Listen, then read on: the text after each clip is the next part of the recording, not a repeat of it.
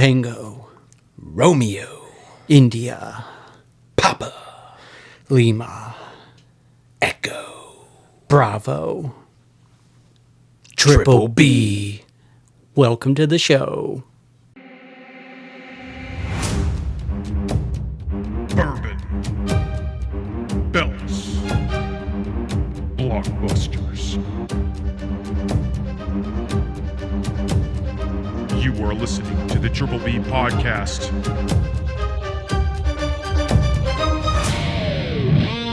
Let's fucking go. Ryan, we're back. Oh, scared me. I thought there was something over my shoulder. You know, it is coming around. You know, fall's going to be here before you know it. I know, spooky season. So, I can feel your loins tingling. the loins are definitely tingling. I got Ghostface. I got Ghostface everywhere. I might be Ghostface obsessed. Yeah, I don't know. Maybe Just a smidgen. Just a little bit. Just a smudge. But that's all right. Just a kersmudgeon. Just the kersmidgeon. We got a cash in today. We do. It was your cash in. 'Twas. And I definitely think you should check it out on our socials. Absolutely. Check You it can find out. out on Instagram or TikToks. It is there. Or YouTube. It was a fun one. And it was inspired by our queen. queen. Our new queen. Chelsea Green. Our fellow 12. Yeah. She is a fellow 12. Our Canadian goddess. That's what CG stands for. Bro, it totally could. I didn't even realize that. That was an accident, but take it if you want it, Chelsea. He won't coin it. He just wants a little shout out. We love us some Chelsea Green, and it was about damn time It really was. that she won the WWE Women's Championship. I love how quickly you ordered the hat post-match. Yeah, it was like, as I watched her pulling the championship off, I was already Googling I ordered the hat. WWEshop.com. I've been eyeballing the hat for a little while now, but now I was like, I have to do this. You gotta do it. So, anyways, cash in. we're doing a little something we have never done before. Okay. I like firsts. Maybe. And almost dropped it. And what that is a non-alcoholic bourbon.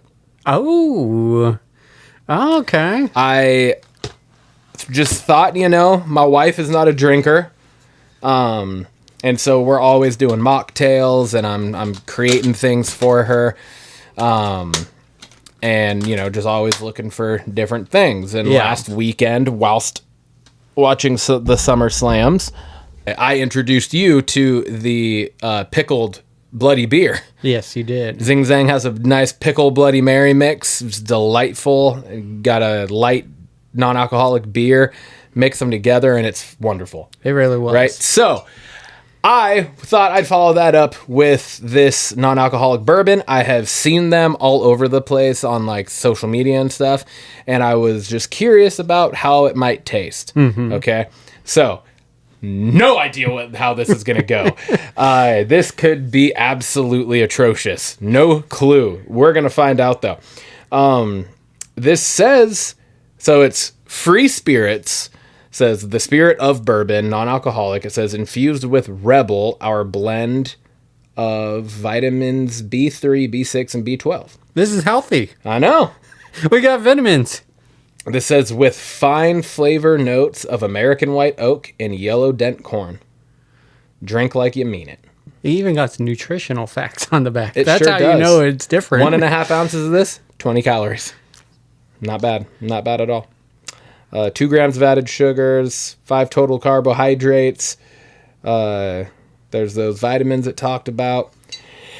Yeah, not a super nutritional thing, but, I mean, bourbon ain't... I think bourbon packs a lot of calories, so... Here we go. We're going to find out how it is. Okay? All right, backward pour. I like it. We got are the color. going to go to about there on this one. And for reasons. Don't you worry. I almost licked it, but I don't want to taste it before you. It's a good call. I was like, why didn't you just lick it? I was thinking that. I'm rubbing it in as moisturizer. There you go. There you go. Still center it. Still there. Can't get in the way of our Canadian goddess. All right. So, again, it's non-alcoholic bourbon. I am interested in, because it does say on there to like blend it with your normal bourbon cocktails. Oh, gotcha. Okay. I don't know how this is meant. I don't know if this is at all meant to just be sipped on regularly. Yeah. No idea. We're going to find out, though, because this is what we do. We're experimenting. We I like do it so you don't have to. Cheers, man. Hey, there's still a little tiny burn in there. There is a little burn. It kind of tingle, like. But that is like, it's like water. Yeah, but it's like flavored water. Mm-hmm. It's definitely like doesn't have the, I don't even know the thickness or the texture of it. I know that might seem weird because it's all liquid, but the texture of this is definitely way different. It definitely. It's sour on the tongue, like really up front, very sour.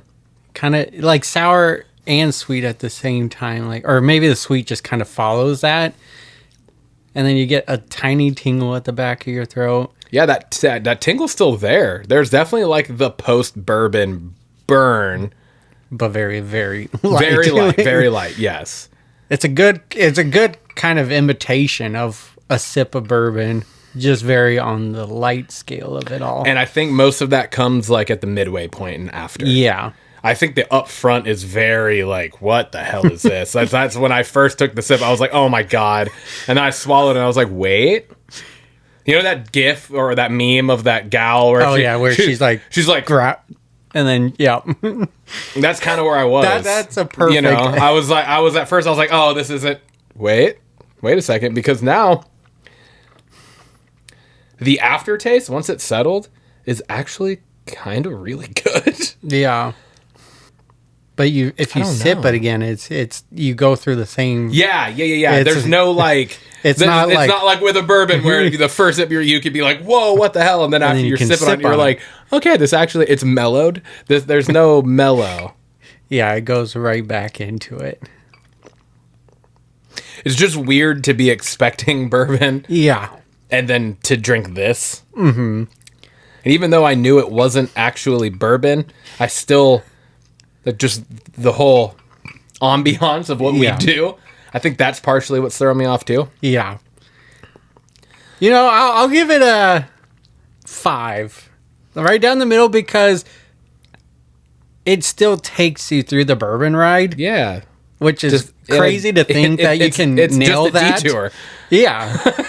It takes you on the ride. It's just the detour of our usual ride. Yeah, it just goes around. They're putting a roundabout in on our normal way, and so we're detouring around it right now. It doesn't taste bad in any way. Like if you're a bourbon, like it doesn't taste bad. It's just different. Like it's hard to get out of your head. I feel like it's weird. I feel like this should be like a weed drink. Mm-hmm. But it isn't, if that makes sense. I don't know if you've ever really drank any of the weed drinks. I haven't. I've only a few times, but that is more like similar to like the feel, like the mouth feel of it, kind of the taste. But then it's not, there's not like the kind of skunkiness of the marijuana flavor, right? Man, I'm having a hard time like pinpointing. I can tell you what though, this will be like fun in a cocktail. Yeah, I think or a mocktail. Yeah, mocktail. Like, yeah, because you're gonna get that flavor of the bourbon without the alcohol. I think I'm gonna go like 4.5. Okay. Yeah. All right. The flavor's not bad. Not at all. But I could not begin to pinpoint any notes of anything. I don't think I can really sip on this and not kind of react to it. Yeah, if that makes sense. I agree. That's why I'm gonna finish this and I came prepared. We got Bluff Spirits. All right. Reserve. Don't worry. I'm not letting you down today, Timmy. Dude, but I do appreciate what it does. I do. I definitely, I will be interested in the cocktail. Yeah. Because, like I said, I feel like that's more what these types of, like, the alcohol-free spirits are geared for, is to be able to have a guilt-free cocktail, not sip it on the rocks. Yeah. They're not, I don't know that anyone's really, now this is also the very first alcohol-free bourbon I've ever tried. They do make others. Okay. There are other, like, brands, like multiple other brands. There were, I think, 2 other brands at Total Wine that I saw. I just grabbed this one. Does a non-alcoholic bourbon still carry the liquor tax on it? I don't know. Okay. It probably does, because it's there is an ABV. Oh, gotcha. Just like in non-alcoholic beer, so it's a 0.5% alcohol by volume. Gotcha. So it's like not enough. Like, you could drink that entire bottle. Like, you could chug it, and I would be willing to bet you're not gonna feel a damn thing. I think if you're So, like, this is no way to promote alcoholism, but if you were, like, I think an alcoholic would enjoy sipping on this to get something. maybe, A recovering alcoholic. or at the very minimum, a cocktail with it, For sure. and we're gonna find that out next week. Yeah. But When the in doubt. smell of it's pretty solid. No, it is. And like I said, after you get past that initial, It's that sour part up front that really just throws me off. If it tastes like I'm like drinking juice, and then the aftertaste, I'm like, that's not juice, and it just throws me off. It's like juice being drank out of a brand new cowboy boot. Yeah, definitely not bad. I'm sticking with my 5. I appreciate what it does. Yeah. It's not terrible. I think we've had bourbons possibly that we've rated lower than that. Or at least close to it. Yeah, very close and to there's it. just, that's why I had to go 4.5, because I'm like, I can't rate this higher than one of the bourbon, and any bourbon, even no matter how much we disliked the bourbon. That's a good call. So that's why I went down to the 4.5. Yeah. Like I said, the flavor's not bad once you get past the that's what I'm talking about. That's what you're so talking. before it doesn't have any, like, actual thing on the bottom here. I'll tell you what it does read. This was on all of Bluff Springs bottles. It says, it's no secret that Kentucky's famous limestone filtered water produces some of the very best whiskey in the U.S. Bluff Springs Reserve is no exception. Handcrafted and carefully nurtured over time to develop a deep, rich flavor with a satisfying finish. Our reserve is the result of craftsmanship and an unwavering commitment to quality ingredients aged to perfection. So that's on all of them. Mm-hmm. This is what was on the actual, like the tag at Total Wine. This says he came prepared. Yes. Bluff Springs Reserve 5-year offers a sweet corn vanilla aroma balanced with rich oak woody undertones. The initial oak punch quickly mellows into a smooth, slightly sweet corn finish. Perfect for sipping on the rocks or for an old-fashioned. International Spirits Competition silver medal. It says rich, caramel, dried fruit, spice, long. Sounds so good. That's that. I like it. I like when they put the blurbs on at Total Wine. Me too. Me too. It gets me prepared for it. This is the one where I will say the color was spot on with bourbon. Yeah, it really was. The NA one. The NA. It's also the first time we've ever had a double cash. I like it. I like it. Yeah. All right, man. All right. Well, cheers. Cheers, brother. Again. Is the flavor to you like very faint? Yeah. Like super faint? Yeah, the flavor's really like I'm getting it more in the after. Yeah. It's coming around more in the after. I could definitely tell the whole, like, the oaky punch up front, though. It's definitely woody. It is a weird, like... And I definitely feel like I can definitely sense the corn finish as well. I get just... But it's different. I just get a, like... a burn on the tip of my tongue. It's kind of enveloping the mouth, not really below. You kind of feel it at the back of the throat. It's such a faint flavor. Yeah, the flavor is really... But you're spot on. There's just a thickness to a bourbon. Yeah, like right? you can taste... Like that was you drinking can like there's a water. viscosity to this. Yes, there is. Which makes sense too, because like I mean, I don't know if you've ever paid attention to like wine when they swirl it. Oh yeah. The reason they swirl it is to look at it. They call it the legs, right? It's the viscosity of the wine and it running down the bottle and the speed of which it does it and then falls fully back into the cup. And I'm looking around like I can still see drips coming down the side. So it's definitely thicker. Yeah. It's not bad. No. It's not bad. I'm gonna go like 6.5.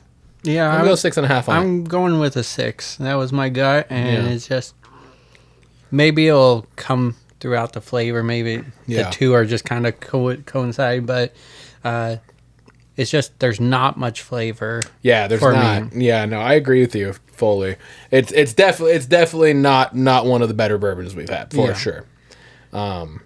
But I'm enjoying the burn it's giving though.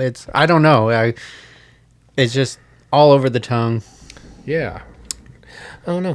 I'm double cash-in. Double disappointment.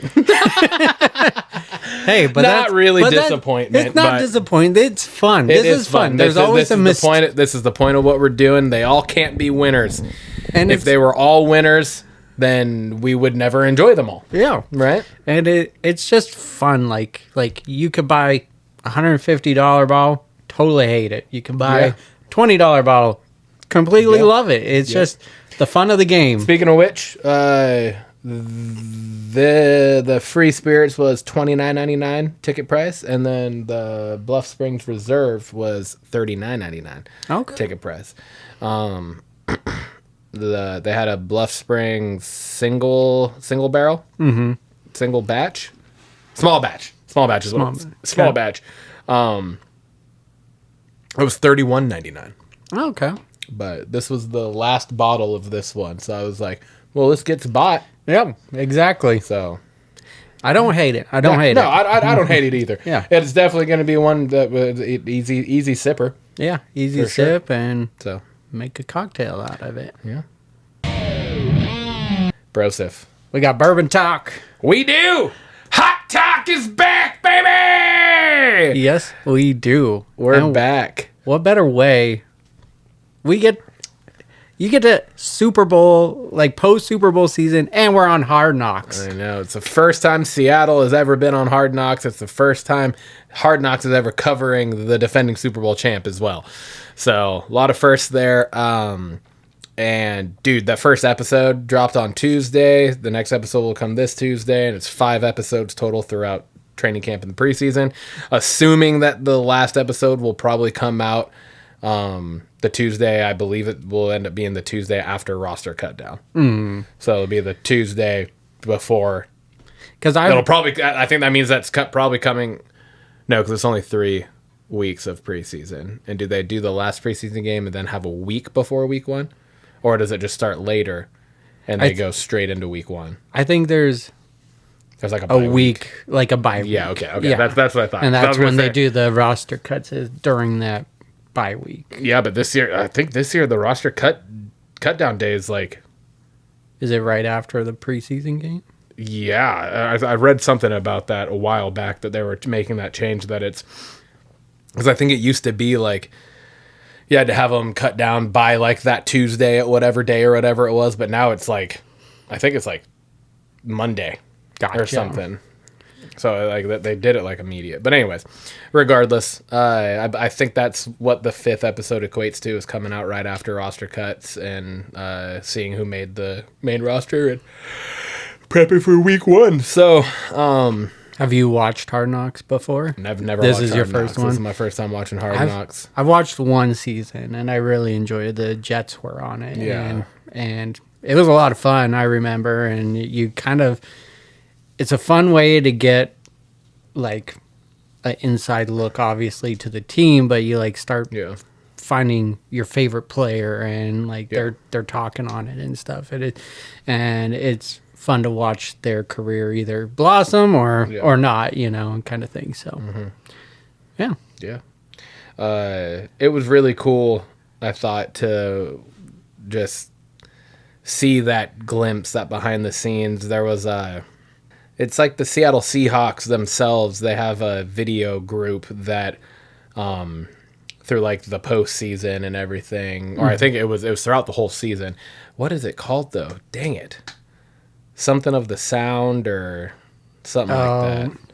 Yeah, I don't know the name, but I know what. And so it's like a Hard Knocks style thing, and then like we watched every episode in our office last year leading up to the Super Bowl just to like rewatch and like because it rehashes, you know, a couple weeks at a time or whatever it is, and there's like 12 episodes or something culminating in parade, I think maybe, or maybe it was just Super Bowl win, but regardless, so it was like similar to that, but this is like obviously more in depth and more like a focus on specific things, and I don't know, it was just really cool to just kind of football's back, baby. Like it was just cool. And then like the 2 nights later we got the Hall of Fame game, which I mean, you know, it's preseason Panthers versus Cardinals, so like outside of the Panthers and Cardinals fandoms, who fucking cares? But at the same time, I probably watched half of it. Yeah. Because I'm like, I don't know who any of these fucking people are, you know, outside of Carson Beck and fucking Kenny Pickett. Yeah. Right? Like, and then Jeremiah Love, you know, like a few guys I obviously know, but then like once you get into out of the first quarter even, you're like, I don't know who any of these guys are, and I don't care who these guys are. Like it's probably not really going to impact my life in any way, shape, or form. Even with one of the teams being an NFC West team. But it's just I'm watching fucking NFL football again, man. I'm like, it's back. I'm back. I'm like giddy. I'm getting all whoo. Exactly. So, yeah, man. What'd you think of the first episode? First episode I absolutely loved. I love how they kicked it off with the ring ceremony and just how cool that was, just coming from the ceiling, and it was that was dope. And I got chills. I feel bad for Sam Darnold though, because I feel like that's gonna be a new meme or gif or some bullshit of him dropping the ring as soon as he opened it up. It's gonna be some fucking he fumbles that too this type of shit that's gonna, like, come on, Hard Knocks, know your audience. Why are you even airing that? You should have deleted that footage immediately. Especially like, if it's put it back in. We'll refilm it. We'll make sure that didn't happen.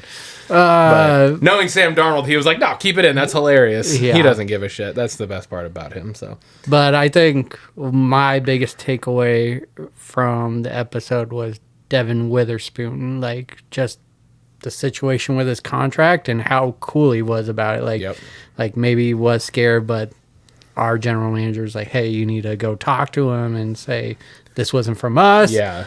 But then, like, him just reiterating, I'm worried about the season, the contract will come. Yeah. Like, so totally selfless. I loved how he said it, too, because he it was, but he also, like, straight up was like,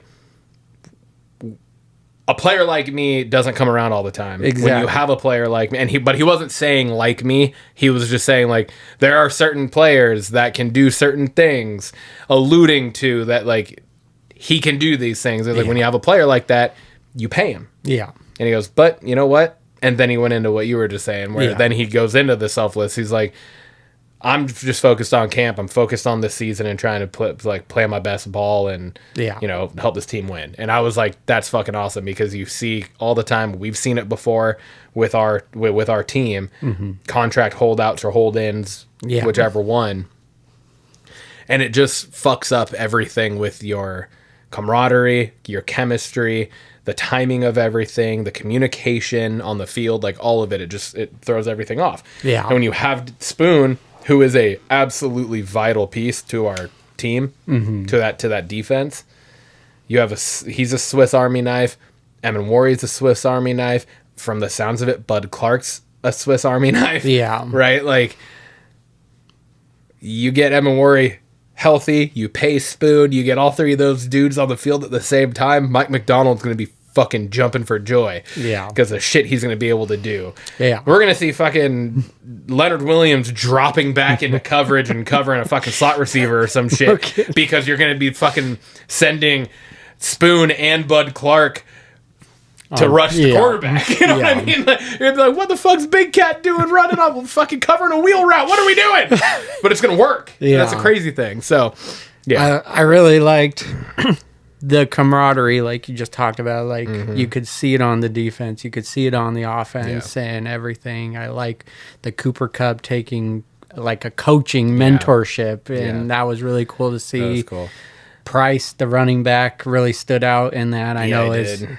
Like, a lot of it, you could tell people were just kind of like letting him run, but he's quick, man. And well, I mean, when you're not in pads, exactly. The entire thing, and this is all the way down to the junior high level it's like a tag off. Yeah, you go through the motions of like you would like form tackle, but then you just kind of brush off. You call it like T-Rex or dinosaur hands or something. You just tag off on the hip. Yeah, so you're not reaching out. Yeah, that's the thing is like people in walkthroughs like that, like with unpadded stuff, when you're in just like a thud tempo, people will like reach out and tag somebody and they'll be like, yep, they're down, I would have had them. But it's like, that's not practicing real.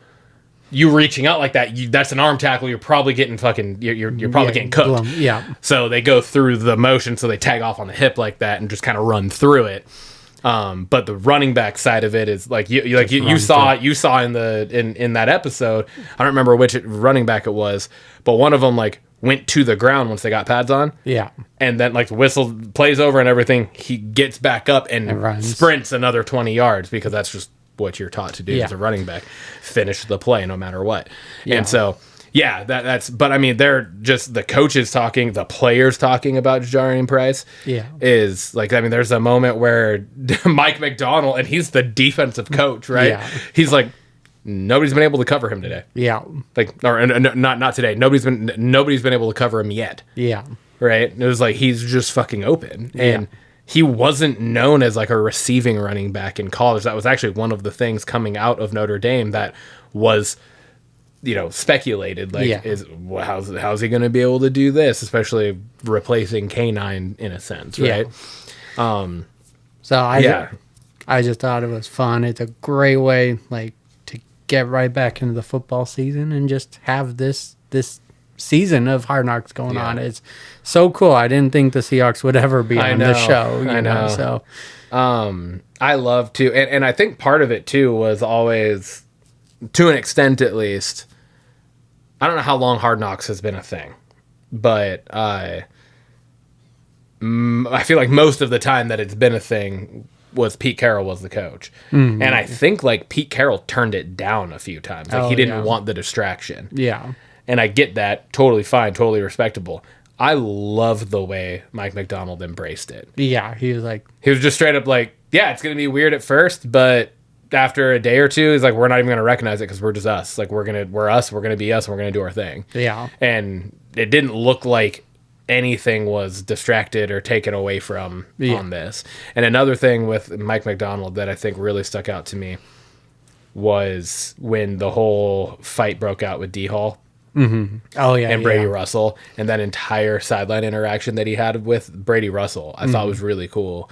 Where he's just like, "Hey man, I think he might have crossed the line," and he's like, "Oh yeah," and he like not mad, like not yelling at him, not like coming down hard on him, just like, you know what I mean, dude? Like just kind of like as a bro, as just like a mentor bro. It was just like, I just feel like that.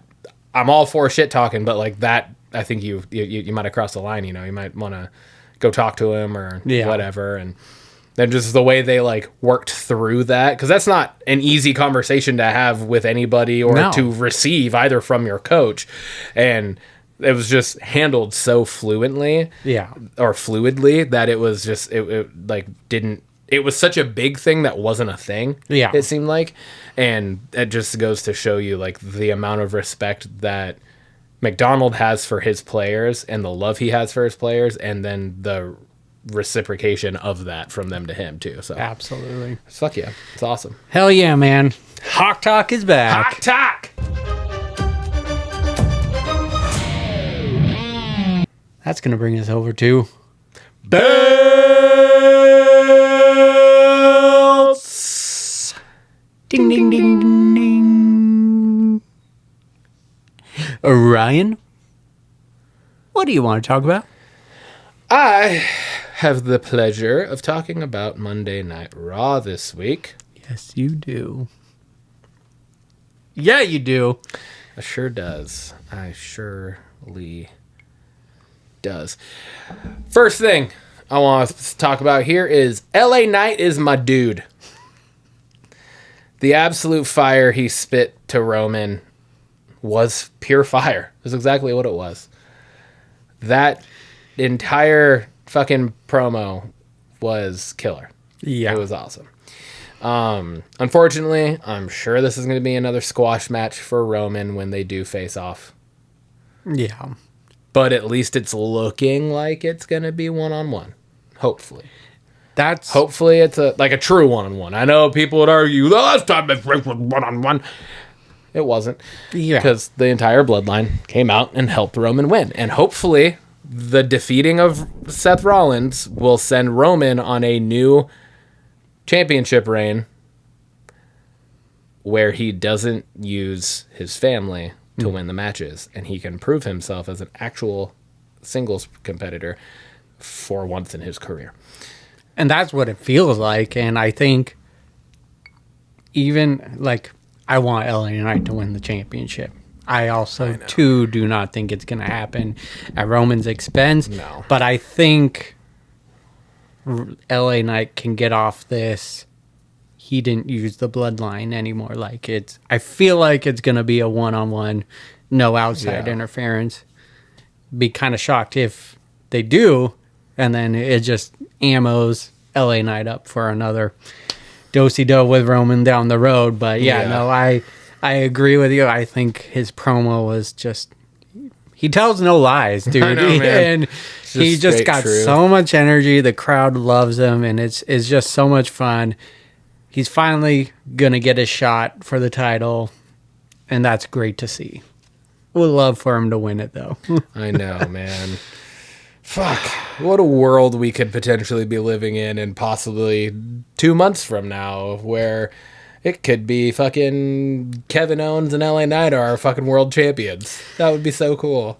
It's just so cool. It's just a Chelsea Green, Kevin Owens, LA Knight. I know, right? Yeah. Oh my god. It's weird to think when Roman has a title, it's almost like you know the outcome, whereas the other championship you don't know the outcome necessarily. And so it feels like if anyone wants a legitimate chance at a championship right now, it has to be it has to be on SmackDown or WWE. Yeah. So yeah, I know. Next up, it's kind of a multi-talking point here. Javon Evans is special, dude. I can't say it enough, man. He is so special. But it's gotta stop coming at these other things happening at the expense of Javon Evans. Mm-hmm. What a lame ass return for Big Cass. Yes, that was absolute dog shit. That was the crowd did not give a fuck other than the fact that he did it as a heel to Javon Evans. Mm-hmm. And that just made the crowd angry, but not in a good heat way. Yeah. That was like a Charlotte Flair returning and winning the Royal Rumble heat way. Yeah. Not the kind of heat you want. This was not... I don't know what they were thinking in the first place. Putting the video packages together, trying to hype up Big Cass's return. Nobody fucking cares. Nobody cared about him in his original run with WWE. The only thing about him that was entertaining was Enzo Amore. Yeah. Nobody gave a fuck about Big Cass. Nobody still gives a fuck about Big Cass. Mm-hmm. I don't know what the fuck is going on. Anyways. And then Gable and Penta versus the Judgment Day was a phenomenal match. Yeah. That's all one talking point. Yeah. Those are just little bullets I just needed to hit. Yes. I had too many things to discuss on Monday.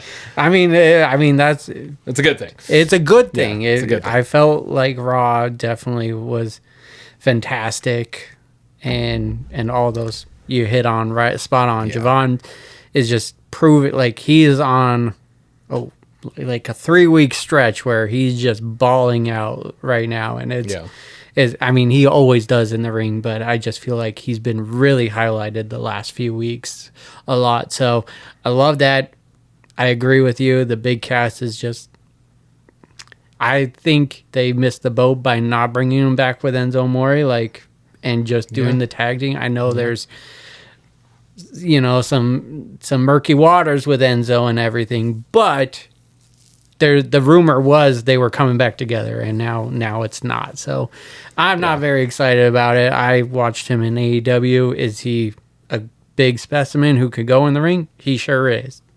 He doesn't have the character to make me care, though. He has absolutely zero character qualities. Yeah. So, yeah. It just fell so flat. Yeah. And then the Penta Gable tag team. Yes. That was loved so it. good. Loved it. So good. It was a great match. It was awesome.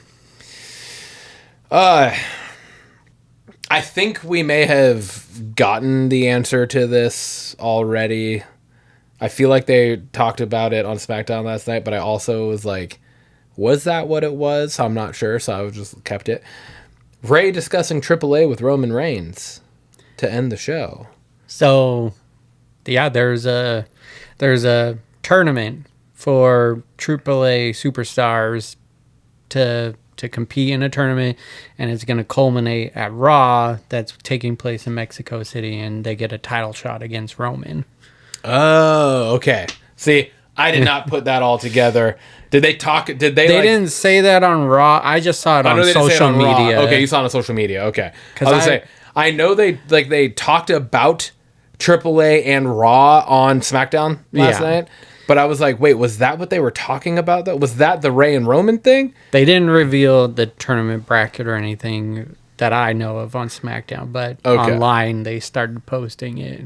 Like the actual bracket? Yeah. Oh. Yeah. So is the entirety just AAA, or is it like Penta in it? Penta's Dragon Lee is going to probably be in it? Dragon Lee, and I want to say Ray Phoenix is in it. So it is a mixture. Gotcha. Cool. But there's going to be some banger matches. So I'm sure. I mean, I think they announced. I'm assuming that this is what it is. Then they announced Penta versus Laredo Kid. Yeah, Laredo Kid. I think that's going to be fucking crazy. It's going to be so good. So okay, that's cool. That's a cool thing to do. Yeah. That's a cool fucking use of AAA and promoting AAA and pushing those guys. Unfortunately, knowing WWE, it's probably going to be fucking El Grande Americano wins it. Yeah. And it's just Ludwig Kaiser against Roman Reigns. It's not actually going to be somebody like an actual AAA born and bred wrestler that gets the match, but how fucking cool would it be if it was? I think it would be. And Vikingo or something. Like, to your point, though, it's good to get eyes on AAA, especially since that's under the WWE umbrella now. So yeah, absolutely. And Taker's the head of creative. Yeah. And he's cooking on that show. He's cooking on that show, man. And my banger of the night. Women's division? You're goddamn right. It's the women's division. The man has come around. Becky Lynch returns. And cooks. And absolutely cooks on the fucking mic to the point where Netflix edited part of it out on the replay. Yup. You're not even the best women's champion to have slept with Dominic Mysterio. Oh my god, that was fucking fantastic. And then Stephanie Becker returns as well. We're back, Got baby. 2 returns. Then we get Stephanie and Becky face to face. So Becky's going for the world championship, which is absolutely fuck yes. That is 100% what needs to happen. Yep. She's gonna face Stephanie Vakir probably for the number 1 contendership for it. Yep. I love that idea of a match.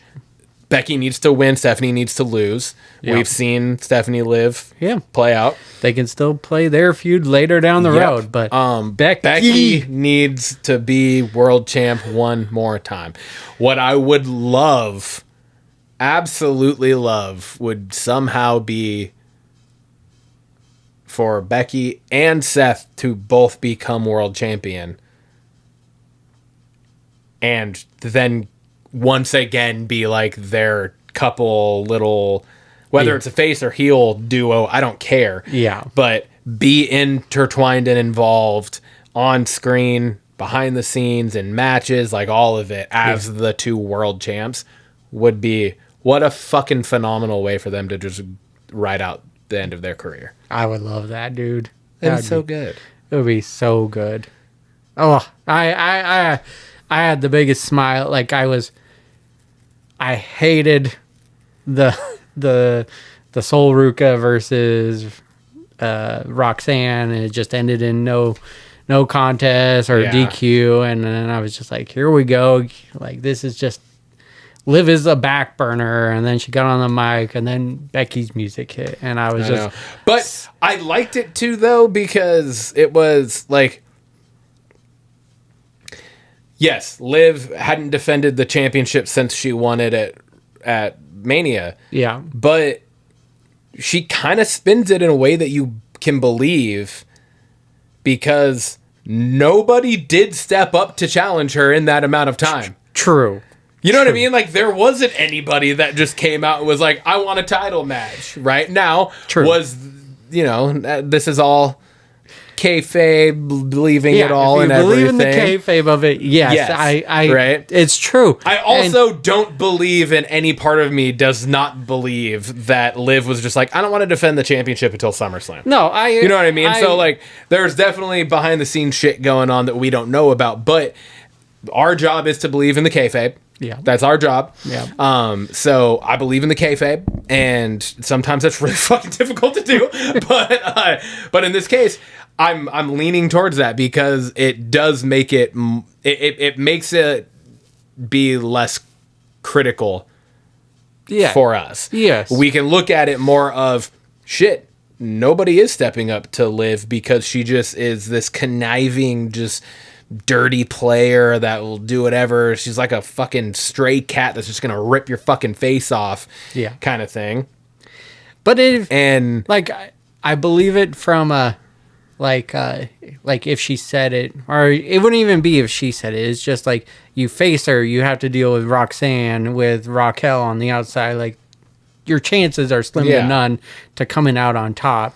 But that's the perfect way for her to play this, then, too, is her saying that... But she's not going to say that. Nobody's if you believe it from that way, yeah, exactly. It does. So her saying nobody's been, brave enough or bold enough, nobody has the guts to step up and face me, and we know that it's like people, that she has this outside interference that's always going to happen, but she's not going to actually say it, but she's saying this side of it. It just, to me, I'm like, that all kind of blends together well. Yeah, you put it makes it be like, shit, man. Because then the other thing too is, it's kind of crazy. You look at the women's divisions on both shows. The bigger name, heavier hitters, singles competitors are on SmackDown. True.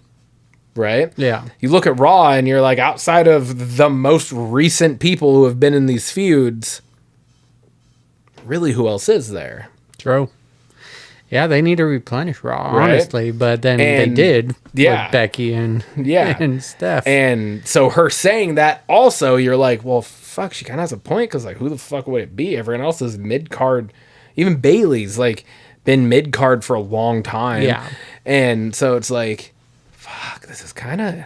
Yeah. Liv's kind of cooking right now. And she kind of... And it just gave her that moment to be able to say she's going to be the longest running champion of all time. And then Becky's music hits, and I was like, oh my God. Yeah. Yeah. I was so fucking happy when Becky's music hit, because I loved Becky, heel Becky, but face Becky with the same attitude is almost better. It's not just me saying it; everybody's saying it. What a way to turn it! I was like, "Oh fuck yeah! Yeah, this is great." One phrase that, as a heel, everyone was booing, but loving at the same time. But then just flips it into a face. Just the in a crowd second. goes crazy. It was such a solid moment. I absolutely loved it. Dope. It was I great. absolutely loved now, it. this is some women's division storytelling going on here that I am full 100% on board with. Yeah, man. So good. Now you get to talk about SmackDown. You know, Because I want to keep in mind, as we're talking about SmackDown, assuming you don't have a choice but to talk about some of it, what we were just saying about the women's division rosters. Now proceed. proceed. I set it up for them to just let us fully down. Go for it. All right, well then I'll just kick it off with that. It was point number 2, but women's division on SmackDown. How do they do that to Chelsea Green? Just all of it in general, outside of one shining moment. What was that shining moment? Just her celebration? No, I'm just saying the women's division. In general. Yes. Almost everything in the women's division was terrible. Ugh. Is that all one point that you have? Yeah, it's just one point. I just want to talk on how do you treat Chelsea that way? Oh my God. She takes the pin. I was fucking pissed. She takes, Lindsay was like, Ryan, it's just wrestling. No! I was like, no, it's not. This is the Canadian goddess. This is the Canadian goddess. This is your WWE champion, and you have her take the fucking L. Why are we protecting Tiffany so much? Why? I love Tiffany Stratton too, but like, why could she, being the IC champion, the one that fucking JC Jane, right? JC Jane, Jane. JC Jane is like gunning for. Why is she not the one that takes the fucking pinfall here? Yeah. It makes no sense. You have Chelsea win the WWE Championship, the biggest fucking thing in her career, and the first thing she does in it is take a fucking L. And then you follow up with Nia Jax. Yeah. My fucking lord. So, while, yes, you're building a lineup to face Chelsea Green. Yeah, but the issue is they're probably going to have Nia Jax fucking win. I swear to God. And then we're going to get Nia Jax for free at Ripley. I swear to God, if that's the case. Like, I just... No. It's Sammy. It's Sammy all over again. Yeah. It's going to be Sammy all over again. I hope it's not. I hope it's not. And then you fast forward to the main event, and I was almost ready, to give Jade some flowers, but then... Until she fucked up the entire last half of the match. They both fucked it up, though. It was just so bad. Charlotte didn't. I disagree with you on that. Almost every fucking botch that happened was because of Jade. And you're probably right. It was just a... She can't fucking balance herself in any fucking situation. No. Somebody's supposed to, she's supposed to lift him up and they're supposed to slide over her back. She fucking falls every time. Yeah. Every single time. Yeah. Every fucking time. She goes to fucking do Alexa Bliss's fucking finisher. She fucks up getting set up into the fucking move. She fucking was starting to run like she was gonna get Irish whipped. Yeah. You're like, what are you doing? Charlotte's like, get the fuck over here, gets her into it, and then she flails forward randomly before she was even actually ready to do it. Yeah. It was just like, what is going on? And then the fucking natural selection. Charlotte goes for it fucking beautifully from the avalanche natural selection, and Jade just does a front flip. Yeah. That's not what the natural selection is. The match started off pretty decent, and it just derailed. I was like, okay, you know what? This is actually a pretty fucking solid match. Like the fucking avalanche powerbomb, was fucking dope. Yeah, it was beautiful. I even outright said, I said, dude, kudos to Jade, because I don't understand how you could jump from, even though it was a second rope. Yeah, I still don't understand how you could jump from the second rope and just go straight to your butthole. No, yeah, exactly. Like what the fuck? Like, I felt like it hurt me up into my throat. Charlotte landing, she put her head back. I know, too. dude. Even when she did the same thing when she did the spinning sit out powerbomb thing. I was like, Charlotte, you're trying to land head first. I don't get it. But no, the match was actually solid until the last half was probably too much for me to say. But the last quarter of the match, maybe third or quarter, it was just what the fuck's happening? But there was a redeeming. There was a redemption there. And it started with Alexa Bliss coming back. She still got the brace, but she's playing off the Alexa Bliss with the Fiend character. Yeah, and so hot. It's so good. So hot. So hot. So good. So hot. And then I was just like, they need to keep this character going. And then the lights go out and we get sorry. Officer Doofy over here. Start choking myself. And then the lights go out, and Tatum Paxley debuts from NXT, and I stood up off my couch. I was so stoked. The pairing could not be better. Oh my god! For these, and then for them doing, I know Jade tried to fuck it up because that's what she always does. And then they turn straight from all of that into Charlotte hitting the fucking Sister Abigail DDT. Yeah, I was like, ah! Exactly.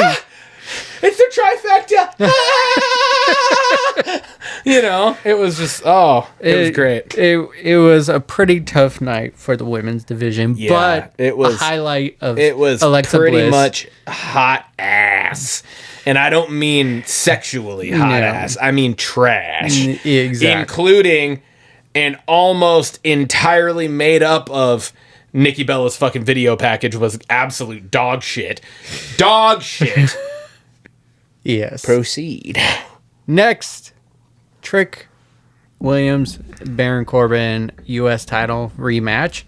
I thought this match was solid. Yeah, it was a good match. This was a way better what they delivered at SummerSlam. A way better match than last weekend. And I want to give flowers to whoever the producer of the match was, because for once we did not get interference. We didn't get a DQ finish. It was straight up heel tactics where someone won off of cheating that wasn't spotted by the ref. Yep. Baron did it alone. He's a perfect heel. I do ask, where was the ref looking though? Yeah. Because he kind of got pushed off. Trick but pushed him off a little. Like he stood there staring outside for a second and then turned around and did like oh shit, he's going for the pin. Yeah, true. I was like, what are you looking at? You should have got pushed to the side and then immediately turned around. But I do agree with you. This in no way, like we've talked about it, people are allowed to take losses. This in no way makes Trick look weak in any way. No, this, if anything, adds more fuel to it. Yeah, it builds on to their feud, and then Baron comes off as a guy you can hate. And so I wanted to give kudos to it because it was a great match. And then you follow it up in backstage with Carmelo Hayes going on the attack, which hell yes. Yep. So I like the future of the U.S. Championship with where it is right now. And is that next Friday is in the Boston Garden? Yes. So we're getting Mello versus Corbin. Yeah. That's going to be great. I'm just loving it. Next up, the Randy Cody segment. I first was like, all that theme song just for Cody to cut him off and then like Randy run off. I thought that's where it was going to end. And I was like, fucking waste of time. And then Cody goes on the mic, and then Randy goes on to his part. And I really liked how he was just like, you challenged me to listen to the voices, and it didn't work for me. But now I know the worst version of me can beat you, and I love that. And then Cody comes out of nowhere and goes, "You're the last legend around. You know, I'm gonna kill you." Yeah, like, he said, I don't have to be the good guy anymore. You're the last legend. You were known as a legend killer, but look around. Who's gonna kill you? I said, look around, Randy. You're the last legend left. My question for you is, who's gonna kill you? I just thought, I was like, fuck, dude, that was so badass. Crazy. Yeah, it was good. It was so badass. It feels good to finally be able to give Cody flowers again. Yeah. I was nervous. And I don't think he screamed enough. He did not. On SmackDown He this did week. not. That might have been the longest running fucking thing in cinematic history. Woo! So, props to them. I'm excited for this feud. Again, Cody's not in a title picture. I liked how Randy says he's still gunning for it. Worst version of him can win the 15 champion. Just absolutely thought that was a great promo. The "who's gonna kill you" part was just mic drop. Yeah. Oof. Mike throw. He threw it down after he said it. That's like hard. Like they might need to check on somebody in the audience because I'm sure that bitch bounced. Yes. And now my banger, the KO Punk face off. Oh yeah. This felt real. I know there is history between the two from Ring of Honor. I read that. But they never crossed paths. No, they didn't cross paths, but at the time, Punk was a locker room leader. The booker told, hey, you need to go talk to him about wrestling in a t-shirt and everything. And so basically that's where the weight, call-outs were coming out in that promo was from referencing kind of that. I think they've squashed that whole beef, but they're playing off of that. Kudos to Justin for giving me the history on that, because I was like, I don't think they wrestled each other in Ring of Honor. I looked it up. They've never had a televised or official one-on-one match before. So unless anything's been in dark matches. Yeah, but apparently after that comment was made, hey, you got to wrestle in a singlet or something. KO did, but he purposely just made the match terrible. And then he later on, when he faced Stone Cold, posted the picture saying, I wrestled in a t-shirt against Stone Cold in the main event, kind of jabbing at Punk and then and stuff. So I don't know if their history is still they're beefing backstage or anything, but they played it off so well in this. It felt real. We've talked it till we're blue in the face. We love when they blur the lines like this. And it's just refreshing to have KO back on our screens. Man. We said it during SummerSlam that this is only good thing for SmackDown. It's only good things because he's back, and it didn't disappoint. The only thing disappointing is that it's a title match on SmackDown is when he said so, but it is in Toronto, so maybe KO can pull some magic. Maybe, but that's what my banger was. Yeah, I mean it was great. It was awesome. Just the back and forth. It wasn't yelling. It was intense in the lowest possible way of intensity. Yeah, right. They're staying professional. Staying professional. But it felt like you were on edge the entire time. But at the same time, it was calm.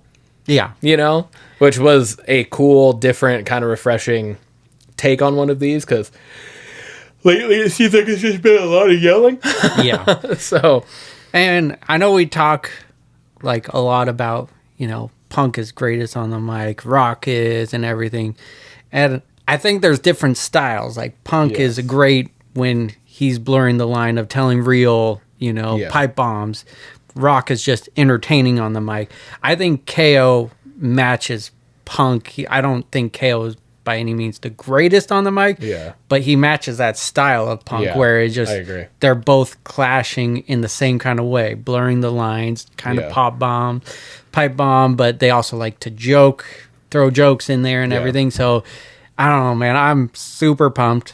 I wish the feud could go a little longer, but it's just a 2-week turnaround. But by God, please put the title on KO, because that would be badass. That'd be so cool. Hell yeah. SmackDown wasn't terrible. SmackDown wasn't. It wasn't. By any means. The men's division really carried it. Yes. Yes. Plus Tatum Paxson. Yes. Belts question of the week.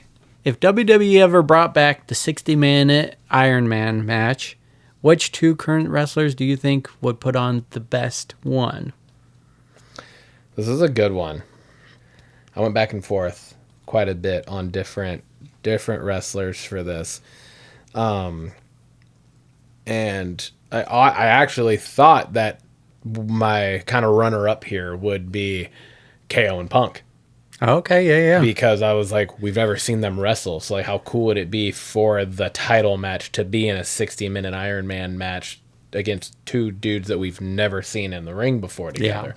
that would be really interesting because I don't feel like, I mean, I don't know the history of 60-minute Iron Man matches, but I feel like most of them are probably dudes who have wrestled each other before because there's that wrestling feud that usually leads to a 60-minute Iron Man match, right? It's not usually like the first time they've ever faced each other is in that match. Yes, so exactly. I thought that would be cool. The one I actually went with for the almost the exact opposite reason of what I just explained with that is purely because of these two individuals' history, their storied history, their 25 maybe plus year history. And I thought, what a cool fucking end. It was kind of bringing me back to SummerSlam last weekend of like Roman and Seth and like kind of assuming that that's the last time they're going to face each other in their career. Yeah. What a cool way that this could go with some of the matches we've seen between Kevin Owens and Sami Zayn. No shit. Is that what you did too? I said KO Sami Zayn. I literally said for the final feud of their career. Because when you think of an Iron Man match, to your point, like it'd be cool if it was like a first time someone was facing each other, but usually this is like the Hell in the Cell moment. Yeah. It's like a culmination of a feud, pushing each other to their limits, 60-minute match and everything, trying to get pinfalls and everything. And I was like, KO and Sammy just have that history of being friends, of being sworn enemies, and to put them into that, like, KO can bring the brutality, Sammy brings like the aerial, but even KO does too. It's just there's so many athletic things they can do to keep you in this match for 60 minutes and everything. And so I agree with you. I just think the storied history between the two. I just thought too, like what if you were able to play it if WWE Creative were to go back all the way back to like their Indies days or whatever too, like all the way back to the first time they ever faced each other one-on-one. Yeah. And you took every one-on-one match that they've ever wrestled and you looked at the stats of win-loss record. And if you were to push it to where going into this match, they're fucking even in their career. That'd be badass.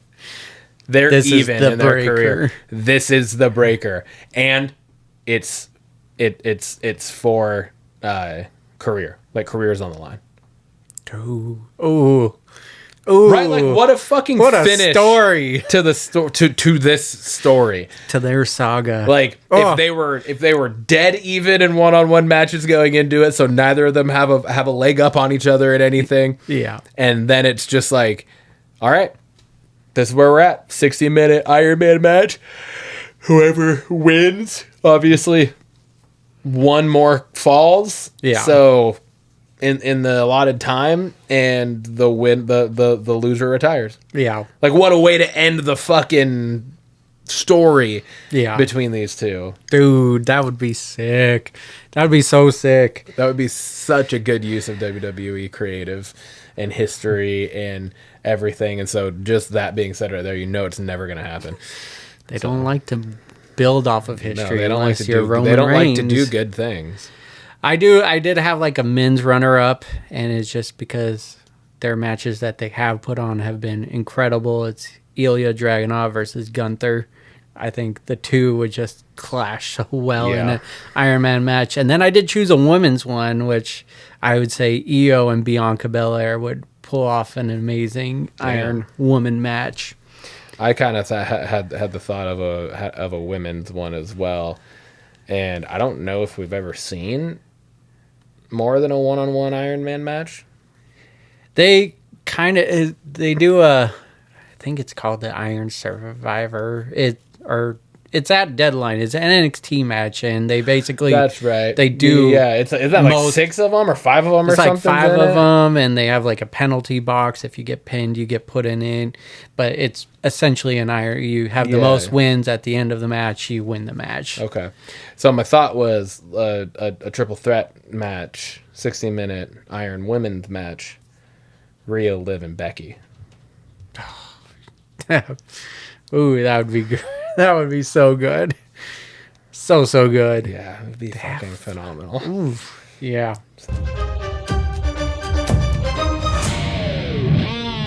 That brings us over to Blockbusters! Lights, camera, action. Bring us on over to our focus features. Ryan, you're up first. Yeah. Got a hopeful redemption story being created here. We got Run, Hide, Fight Infidels. The synopsis of this is when radical Islam terrorists hijack a liberal college's pro-Palestine encampment to enforce barbaric Sharia, I think? Sharia law. Yeah, there it is. On students and execute infidels in a makeshift caliphate. There's a lot of big words I'm struggling with right now.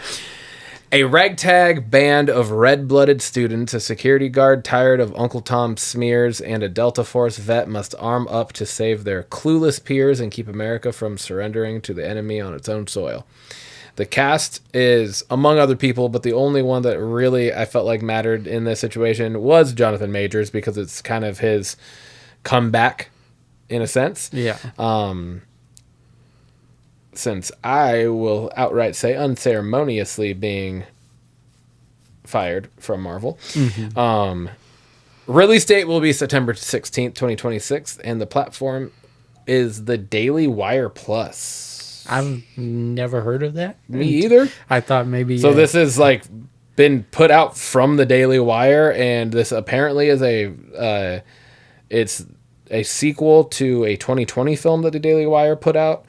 Oh, really?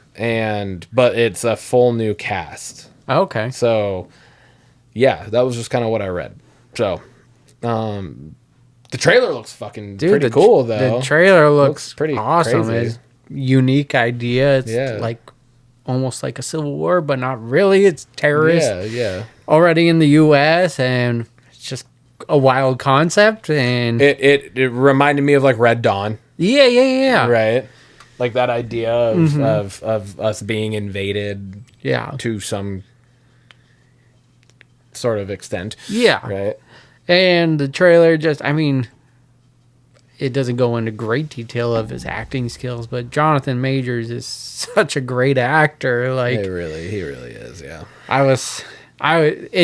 Every time, like, because you've had one more movie with him in it. I forget, it was like Magazine Dreams? Magazine Dreams, yes. The bodybuilder? Yeah, the bodybuilder, and that was the last trailer with him in it. So that one was before all the shit with Marvel happened. Oh, okay. Gotcha. Was supposed to be coming out, so and then when it happened, and he got fired, because that was also a Disney film, Magazine Dreams, they shelved that film for a few years to kind of like let everything kind of settle down. But it just, every time I see him in this now, this second time, and it's just like, I'm disappointed that we don't get to see his King play out, you know? And that's just unfortunate, because I think he would have delivered so much good things in that. I agree. But yeah, no, this looks crazy good, and I'm interested in this Daily Wire Plus. I've never heard of it before. I know, yeah. Interesting. Next up, and this is kind of a follow-up, but we only got a teaser briefly, and so it was in What's the News, but we officially got the trailer for the movie Primetime. And synopsis is a quick one. In 2006, To Catch a Predator host Chris Hansen sets out to make television history. The cast is Robert Pattinson, Merritt Wever, Skylar Gisondo, Matthew Mayer, Anna Faris, and Bokeem Woodbine. Release date for this is also in September on the 25th of this year, and it's going to be out in the theaters.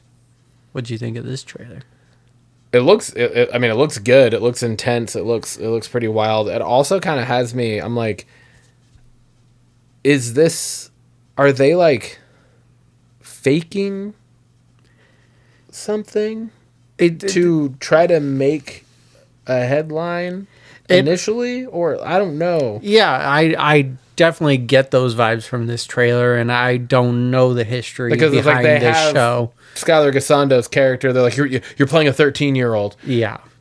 And it's like, now I'm confused. Yeah. Is this all like But it's... Or is it he's playing the 13-year-old to set up and catch actual predators? That... You know what I mean? Like, I don't know. But the trailer, yeah, it kind of leaves it loose. It kind of reminds me of the movie Nightcrawler with Jake Gyllenhaal, where he is like trying to get stories and kind of making them happen, you know, and everything. So it kind of gave me those vibes. Robert Pattinson is just on a movie role. Yeah, man. Like he's going on a ride right now, and his voice is totally different. He really matches, because I just watched some segments with Chris Hansen. I was like, dang, his voice sounds eerily similar and everything. He got the look. He looks totally different. And it's just crazy. You see Elizabeth from New Girl in this. There was Creed from The Office and everything. So just kind of seeing some similar faces in there. I didn't even see Anna Faris in the trailer. Was she in the trailer? It was like a brief segment. Okay, I didn't even like realize that she was in it. Yeah, but yeah, no, the big takeaway was like, oh, it's not just To Catch a Predator. There's more of a story here. Like, are they making up things to happen or whatever? I thought it was really cool to see the TV slot of things, and SmackDown was on Friday night. SmackDown was on there. One Trio. There was just some shows where I was like, oh yeah, I watched that and everything. So it was kind of cool. Yeah. What's in the news? It's all you, dog. It's all me. Not very much. Not much came out this week that I was very interested in. Same. Even Thomas Crown Affair, which we'll talk on here, was a trailer from last week. But just kind of caught my eye this time around. And really, I put it on there because it definitely looks like a different take of... Obviously, this is the third iteration of it. There was Steve McQueen's original, and then Pierce Brosnan did one with Rene Russo. And that was the first one I saw. I didn't see the Steve McQueen one, but... I've never seen any of it. It was like a art thief. Pierce Brosnan was an art thief, and then Rene Russo's character works for the museum where he stole it from, but they end up dating or whatever, and she's kind of like onto him about stealing and whatnot. So gotcha. Kind of cool premise, and I thought this is a cool take on it because it's definitely more updated. You got Michael B. Jordan behind it, and it looks like a fun ride. Yeah. I mean, we saw the trailer. I think it was like the third time I've seen the trailer now. I saw it on TV at one point. We saw it before Spider-Man. You did. I saw Jumanji. You're right. I saw it before Spider-Man. That was the one that I think that they just played when you texted me. Did it start yet? And then this week. So okay. Yeah. No. I mean, it looks good. It looks interesting. Yeah. I'm like, I don't know anything about this. So yeah. I it's been a long time since I've seen the Thomas Crown Affair, the Pierce Brosnan one, but I remember enjoying it. So that's why I put that on here. More nostalgia than anything. Yeah. Lionsgate looks like they're going to be launching a reboot to Leprechaun. Were you a fan of this, and are you excited for the idea of more Leprechaun coming out? I wasn't a very big fan of the original franchise. I saw... It felt like there was like 74 of them. But I think I saw maybe I think there was like 8 of them, maybe the first 3 then I saw. But it's been a long time, and no, I wasn't really a fan of them. They're not ones that I'm like, they're like Chucky to me, where I'm like Chucky is also, I'm not like a huge fan of Chucky. Yeah. I've seen most of them, except for like the Child's Play show that they put out or whatever. I haven't seen that, but still, I'm just like, they're just not my thing. I'm just kind of like, whatever. So, I mean, if they do a really good job and it looks really good, will I see it? Of course. Yeah. Will I give it a chance? Of course. Yeah. Absolutely. But am I like, woohoo? Do I feel the same way about this that I feel about like Camp Crystal Lake or the fucking Freddy Krueger Nightmare on Elm Street stuff? No. Yeah. No, Absolutely I'm not. kind of in the same boat where did I enjoy it to a point? Yeah, I did. But it was also different. It wasn't like a straight up horror. It was like a comedy horror kind of thing where it just wasn't taking itself seriously. And it got really far fetched for sure. So, wasn't Jennifer Aniston in like the first one? In the first one, yeah. I definitely remember that. But yeah, no, if they could, they can have a different take on it. I know they kind of did with, they had Hornswoggle as the Leprechaun and Leprechaun Origins. So they've attempted. Let's see if they can do it again, kind of thing. So lastly in the news is Violent Night 2. Have you seen the first one? I have not. Okay. So the first one, I mean, it's like just no nonsense violence. There's like there is a story, but it's really, you're here for the crazy out of place violence, it's wild. And this looks like it follows up very, very similarly. And you add Kristen Bell to it. Was she not in the first one? No. Okay. And then, I was curious about that because I loved that part. That's my wife. Now you're in real trouble. And MJF is in it too. Yeah, I know. I saw that too. Yeah, The other cookie cutters the dude's forehead. He's like, oh my God, that's so gross. David Harbour is just so good in this kind of role. Does that guy kind of... Yeah. The guy really... He smells really good. They put him in the oven. Is it just me or is... No, yeah, he smells really good. It's just kind of like the movie Nobody. It's just violence. That's all it is. And I'm a loose definitely story. going to have to watch the first one because I never really saw anything about it. So this is really the first time seeing it other than probably like posters of the first one. Because I've definitely seen David Harbour dressed up as like the Bloody Santa before. Yeah. And so I was just kind of like, whatever, another bullshit Christmas thing. Yeah. But I was watching this trailer. I'm like, okay, I might have to go watch the first one. It's a fun ride. My brother, we went over to his house for Christmas. He's like, "Gonna throw on a Christmas movie," and there's just a scene where they're in a shed. No, it was Chris. Oh, okay. And there's like a scene in a shed where it's just like, holy shit. So it's crazy. It's not for the squeamish, definitely. It's gory and everything, but like in a funny way. Yeah. So this looks like it follows suit. Ready or Not. Yes, yeah, exactly. So like just over the top blood and gore, but like funny too at the same time. Yeah, exactly. Special segment of the week, we're doing Blockbuzzin, and the movie we chose is how we closed out our July binge cap. Spider-Man Brand New Day. We got the buckets. We got the drink combo. cup. Another one to add. $50 well spent. Another Marvel bucket to add to our bucket collection. Absolutely. We got Captain America. Fantastic Four. We got the Deadpool Wolverine. Oh, Deadpool Wolverine, yeah. Is that 4? Is that the 4 Marvel buckets? I don't have the Fantastic Four one. But I know you did, right? Yeah. It's right down here. You didn't get the Fantastic Four? I didn't. I really regret not getting it. Didn't we go see that together? Yeah, we did. We did. Did you not just eat at the theater that day? I don't remember what happened. You're a whore. I don't know why I didn't get it. I was more going, why didn't we get the Galactus one? You know? That would still be up. Yeah, that would just be here. Right here. That's one of my biggest regrets in life.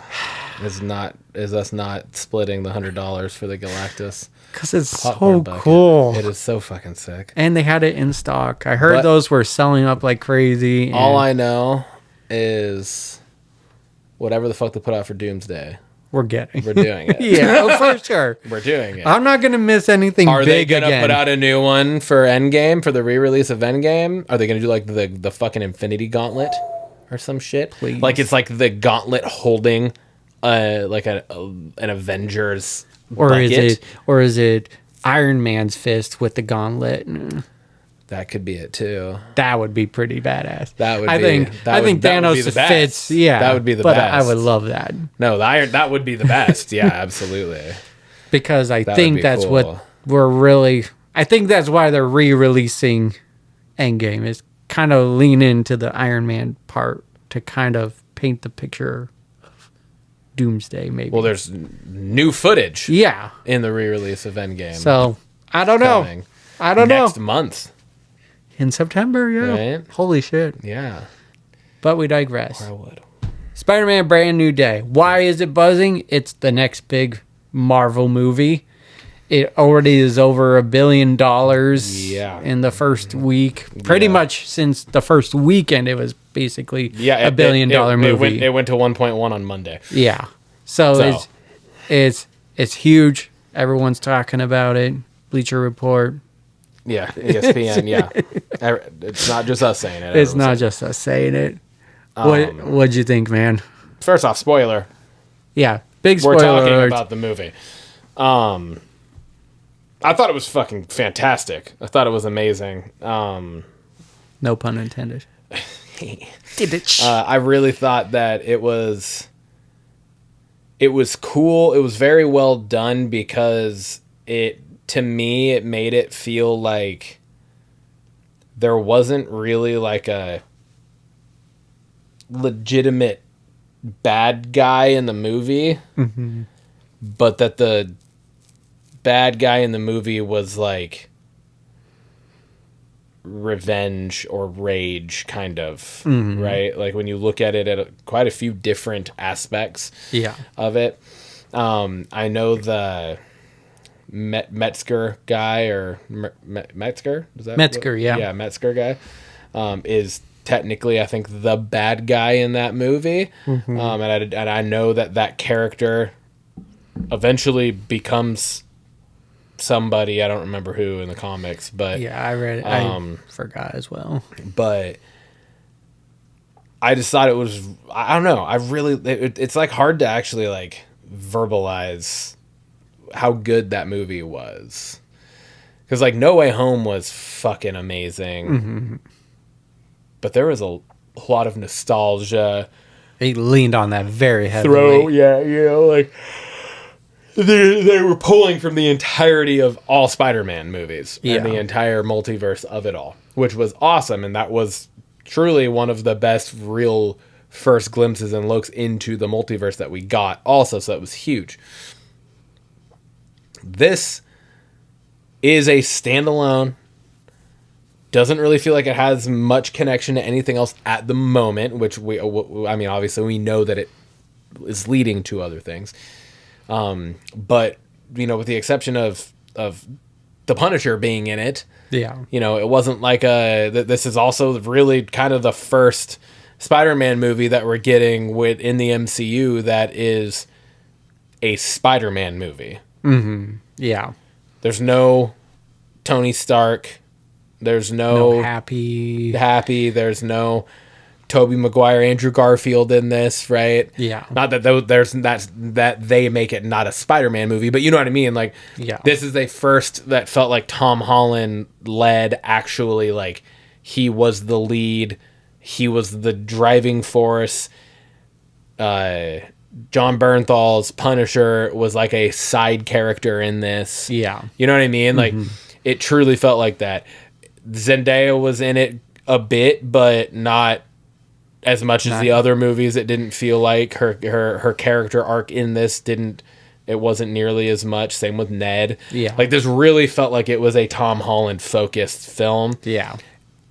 And used to introduce, which I actually was shocked. I know there was a lot of rumors as to who Sadie Sink could be playing. Yeah. And I know who she ended up being is the number one rumor that it was. Yeah. But there was a really big part of me that was like, I feel like that's too easy. That's too on the nose. Yeah. I don't think that they would do that. Plus, I was like, why introduce her now before Doomsday, given the reboot is going to be post Secret Wars? Mm-hmm. How is this all going to come together if that is the situation? Yeah. But lo and behold, we get Jean motherfucking Grey. Yes, we do. In Sadie Sink, and she might be my favorite. Yeah. She might be my favorite version of Jean Grey, and that's saying something, because Famke Janssen? Yeah. Is that her name? Famke Janssen. Famke Janssen.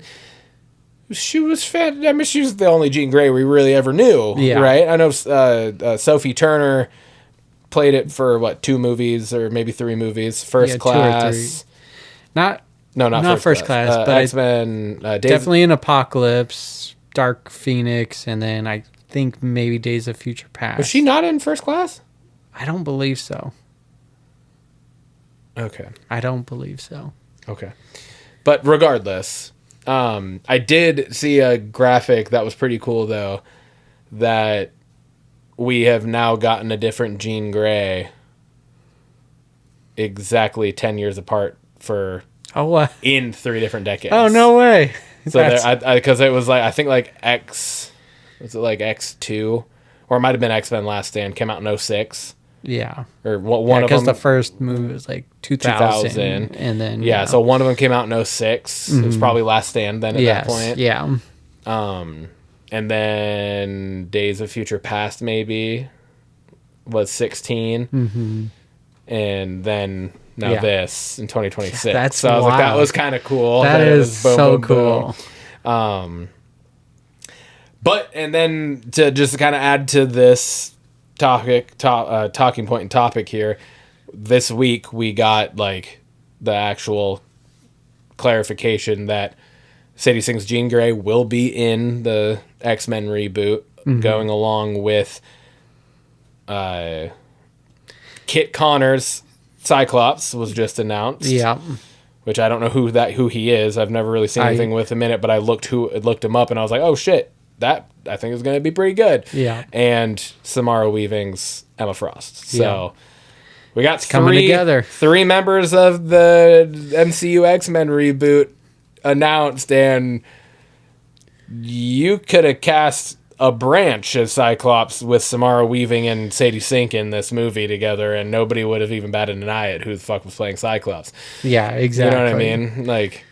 Because you got those 2 absolute freaking stunners of actresses in the MCU now. Hell yeah. Hell yeah, man. Dude, the Spider-Man movie just it rocked, dude. It was well done. It was emotional. Mm-hmm. It was, to your point, it was Tom Holland's Spider-Man movie this time. And I think this was some of the best acting Tom Holland we've seen from Tom Holland in the MCU. Yeah, where there was cheesy jokes in there, but it was more serious, dramatic, real intense. Yeah, and moments. To me, a lot of the first half of the movie felt like you're watching a comic book. There was a lot of villains thrown in there, and maybe some people are disappointed with the screen time of those villains, but it felt like a comic movie. I mean, they were villains taking over the city, and Spider-Man was taking care of them one by one, kind of thing. So I really appreciated that. The darkness to it was great. I do like that the villain wasn't really a villain until the surprise at the end. Yeah, where it is Mesker and not Jean Grey. She was just looking for her sister, and so. I also liked the added play into Jean's powers that we never really saw in the other iterations of it, because her ability to get in somebody's mind and actually use them as a puppet essentially is one of her comic book powers. Yeah, that has been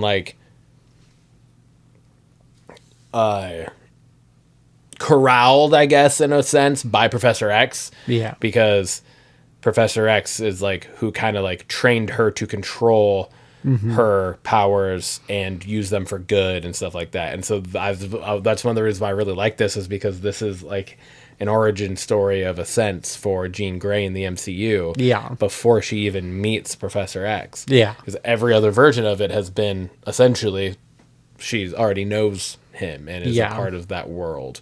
Yeah, absolutely. To a point. So I liked that it wasn't leaning on like Tony Stark tech, Stark tech, it was more just the Spider-Man that we grew up loving, you know? So I really appreciated the Punisher, John Bernthal and Tom Holland's chemistry was phenomenal. Absolutely I like amazing. How they played off each other. Yeah. It was just all around great movie. I rank it in the top 3 Spider-Man movies, honestly. It was great. I think Spider-Man 2 for me, and honestly, Brand New Day, I think, is number 2. It was so good. And the post-credit scene just kind of like gets your imagination going. So like, what does this mean? Is it Secret Wars? Is it...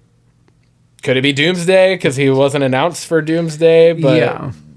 It's fucking Marvel, so who knows? Because you're like going, well, Ned's app is people spotting him and reporting it on there. So maybe it was Fantastic Four because they're on their way to Earth. Did they spot him somewhere? They left it very ambiguous, but exciting because even it said Spider-Man will return, but it didn't say where. Yeah, and usually it's like, this person will return in Infinity War or Endgame, and it did not do that. So all around, amazing experience. Great.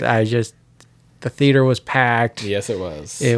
It's just exciting to see Marvel hitting it off. Yeah, you guys got to do the walk of shame across walking right. I thought you were waving. You were giving me the bird the whole way. The second I saw you, I was like this, and I just held it. You fuck. It's worth the buzz. It really is. I really enjoyed this one, and love that this is one of the stepping stones into Doomsday. So yeah. Blockbusters question of the week. I posed this one, and I said, what character death was the most satisfying to watch? You could take this in a myriad of ways. Yeah. So, what do you got? I was kind of going between 2. I stuck to 1, okay?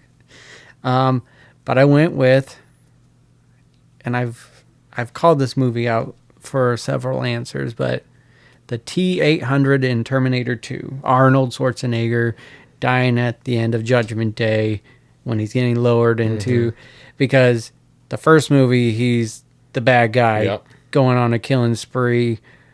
Movie 2 is him becoming a good guy, sacrificing himself for the better of humankind, and it was bittersweet, but it was just like it was a total character arc, and I love that movie to death, and I didn't want to see him die.